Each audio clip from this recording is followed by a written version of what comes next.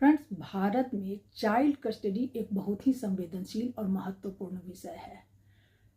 Divorce की स्थिति में भले ही हस्बैंड और वाइफ के बीच सब कुछ खत्म हो जाए, लेकिन एक पेरेंट्स के रूप में दोनों ही अपने बच्चे को लेकर बहुत पॉजिटिव होते हैं और दोनों उसकी कस्टडी पाने की कोशिश करते हैं।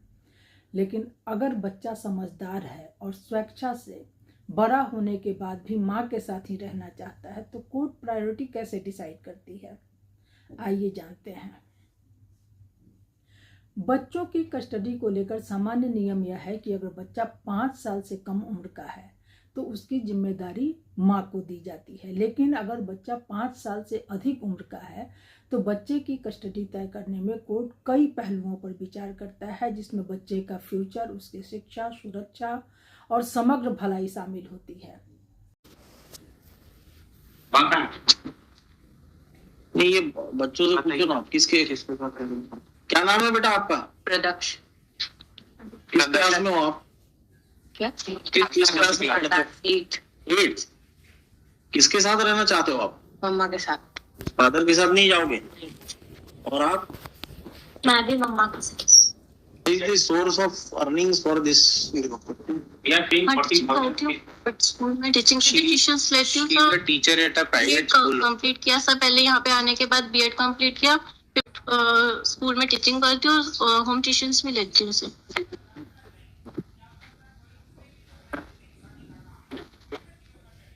बच्चों का हित तो फादर के पास ही दिख रहा है। उसकी अर्निंग अच्छा है, अच्छे पोस्ट पर है, आपके पास तो कुछ है नहीं। तो सर ना, माहौल अच्छा भी तो मिलना जरूरी सर, संस्कार मिलने भी बहुत जरूरी है सर। वो किसी और लेडीज के साथ में रहेंगे और फिर बच्चों पे क्या ध्यान देंगे?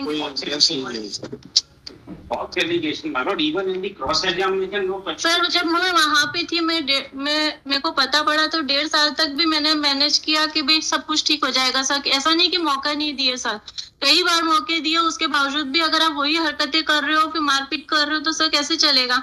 बच्चों के भविष्य को लेकर के तो सर यहाँ पे ये इतना बड़ा कदम उठाया सर, यहाँ आई और अब फिर इतना सब कुछ 4 साल सब इतनी फाइट करने के बावजूद अगर फिर वापस बच्चों को उसी जगह पे भेजना, तो क्या फिर ये आप बोल रही हैं, ऐसा कोई एविडेंस नहीं है कि ऐसे। Even my lord, no question in the cross examination has been. Sir उन्होंने खुद ने माना है सर, वहाँ पे कोर्ट में उन्होंने खुद ने माना है। साथ में क्यों नहीं रहती? क्या दिक्कत है आपको? साथ में रहिए, बच्चों का भी भविष्य अच्छा सिक्योर हो जाएगा। आपका भी प्यार मिलेगा, पिताजी को भी प्यार मिलेगा। लास्ट टाइम आपने कहा भी था, प्रयास भी किया आपको ले जाने के लिए। अब आप शक करेंगे तो वो तो फिर शक का कोई एंड नहीं है सर। शक नहीं है सर, रियलिटी है। इन्होंने खुद ने कबूला है कि सब चल रहा है 1.5 साल तो मैं। चलिए, पुरानी बातें भूल करके अब वो बोल रहे हैं कि आप जैसा बोलेंगे वैसा करने को तैयार है वो। नहीं सर, वैसा आप अपने बच्चों का भविष्य को खराब कर रही है। सर मैं खराब नहीं कर रही सर। अगर हम इनको कस्टडी फादर के साथ दे भी देते हैं, उसके बाद भी तो ये माँ के प्यार से तो वंचित रह जाएंगे ना। एक बैलेंस नहीं बन पाएगा प्रॉपर। तो सर अब वहाँ पे जाके वापस सब उसी चीज। आप जाके रह के देखिए, साथ में 2-3 महीने रह के देखिए। अगर आपको लगता है कि सब ठीक ठाक है तो continue keep this case pending. Sir मैं आपके बताइए आप हमें। सर मैं आप ठीक है ना जन साहब, यही this is I think best approach. There is nothing, sir. When they meet. अच्छा, आप डाइवोर्स भी लेना नहीं चाहती? Hindu adoption and maintenance act 1956 और गार्जियंस एंड वार्ड एक्ट 1890 के तहत पिता की रिस्पॉन्सिबिलिटी बनती है कि वह अपने बच्चों की ज़रूरतों का ध्यान रखें।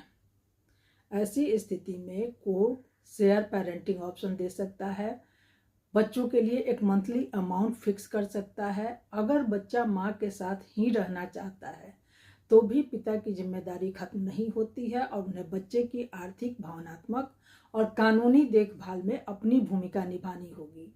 सबसे महत्वपूर्ण बात यह है कि बच्चे के हित को प्राथमिकता दी जाए और उसे माता पिता दोनों का प्यार मिलना जरूरी है। अगर इससे संबंधित आपका कोई प्रश्न है तो कमेंट बॉक्स में ज़रूर पूछें। फिर मिलेंगे एक नए सब्जेक्ट के साथ, तब तक के लिए धन्यवाद।